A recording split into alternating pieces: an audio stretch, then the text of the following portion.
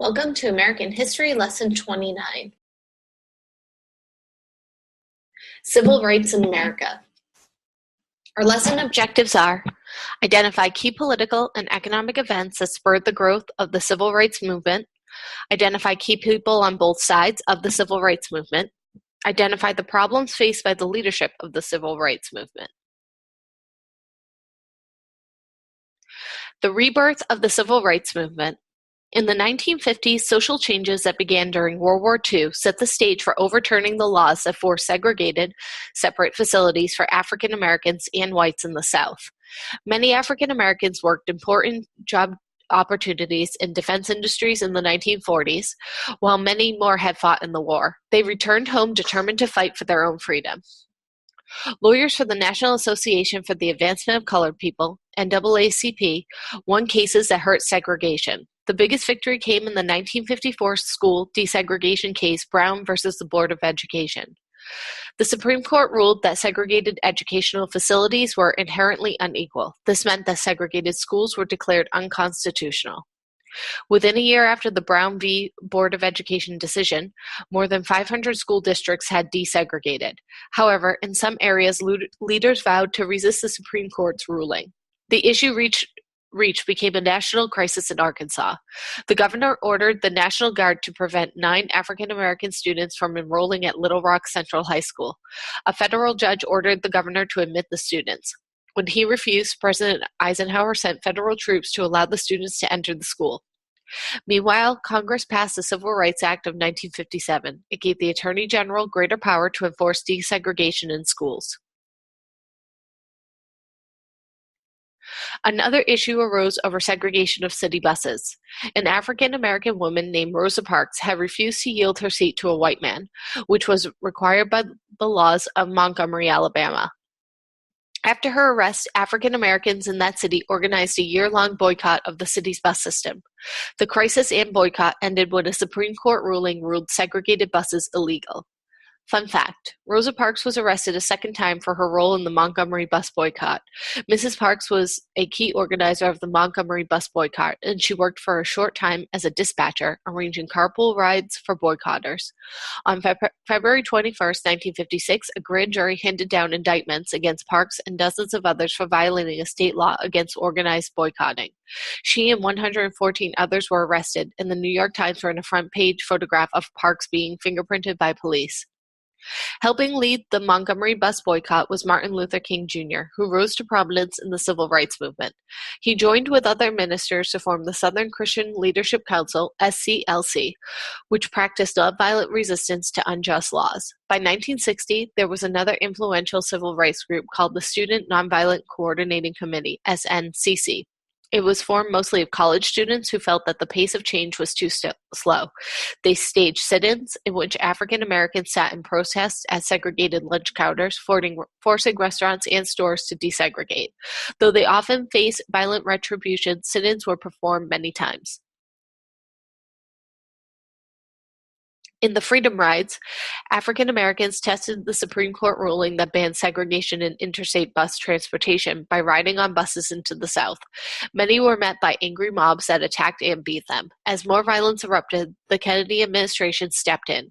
U.S. Marshals were sent to protect the last group of Freedom Riders, and the Interstate Commerce Commission, which regulated bus companies, issued orders banning segregation. The Civil Rights Movement and legal enforcement. In 1962, a federal court ruled that an African American could enter the all-white University of Mississippi, but the state's governor refused to admit him, however. The Kennedy administration sent U.S. Marshals to force the governor to back down. Another confrontation occurred in 1963 in Birmingham, Alabama, where King and other civil rights leaders led an effort to desegregate the city. The city police attacked marchers, including children, with dogs and water hoses. Many people across the country were outraged by these attacks. President Kennedy was convinced that the nation needed a new civil rights law. His proposed bill guaranteed African Americans equal rights in all public facilities. This gave the government power to force a school to desegregate. Civil rights leaders staged a massive march in Washington in August of 1963. More than 250,000 people showed up, urging passage of the Civil Rights Bill.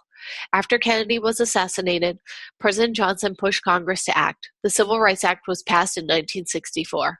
Civil rights workers were the next to begin a campaign to register African American voters in the South. They called it Freedom Summer. Sadly, they were met with opposition and some violence from Southerners many times. At the Democratic Convention that summer, only 2 African American delegates were seated, leading some of the delegates to feel betrayed. In 1965, a harsh police response to a civil rights march in Alabama led thousands from all over the country to join the march. President Johnson spurred Congress to pass the Voting Rights Act. The law removed state laws that had prevented African Americans from voting. The fight for civil rights in the North.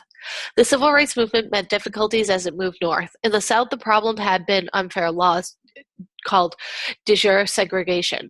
In the North, the problem was de facto segregation, which arises from racist attitudes. It is harder to change attitudes than to overturn unjust laws. The Great Migration had brought tens of thousands of African Americans to northern cities, but white flight had left the cities poor and with few jobs. African Americans were angered by these conditions and by harsh treatment from largely white police forces. This anger erupted in several riots that brought many deaths and damage to many cities from 1963 to 1967. President Johnson declared a war on poverty to combat some of the social problems that African Americans were protesting. During this time, the growing involvement in the Vietnam War robbed the war on poverty of needed resources. The leadership crisis of the civil rights movement. African American leaders, unhappy with the pace of the civil rights protests, began to support Black nationalism. Malcolm X began by telling his audiences to use armed self-defense when unlawfully attacked. Malcolm X brought anger and a willingness to use violence in resisting unjust laws to the civil rights movement. He would later urge the use of peaceful means, such as voting, to gain equality. He split with other leaders of his church. Malcolm X was killed in 1965. Another split occurred between King and his SCLC when younger members of the movement started to militarize themselves. SNCC leaders began to use the slogan Black Power to symbolize their call for African American pride and stronger resistance to racism.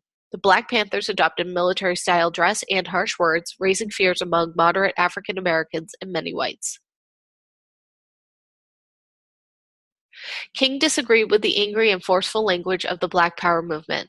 He believed that it would have had bad consequences. In April 1968, King was shot and killed. Many cities erupted in riots caused by African Americans' anger and frustration over the loss of a great leader. A commission reported to President Johnson that the urban riots were caused by white racism and the lack of opportunities for African Americans. Despite these findings, the administration did not act as it feared the lack of white support for sweeping changes required. Although there are still problems with racial attitudes today, the civil rights movement achieved many victories, including the banning of segregation in education, transportation, employment, and housing, as well as the winning of voting rights. What next? Take the time to go back and review the lesson on your own. After your review, complete the lesson review for the lesson and submit for grading. Remember, your submission should follow all the rules for standard written English. All submissions must be written in your own words and sources used cited at the end. How to cite sources in APA format. When you reference a source within an APA-style paper, whether it is using a direct quote, repurposing an image, or simply referring to an idea or theory, you should insert an in-text citation, the author's surname and the date of publication within parentheses straight after a direct quote. CitationMachine.net will assist you in creating citations.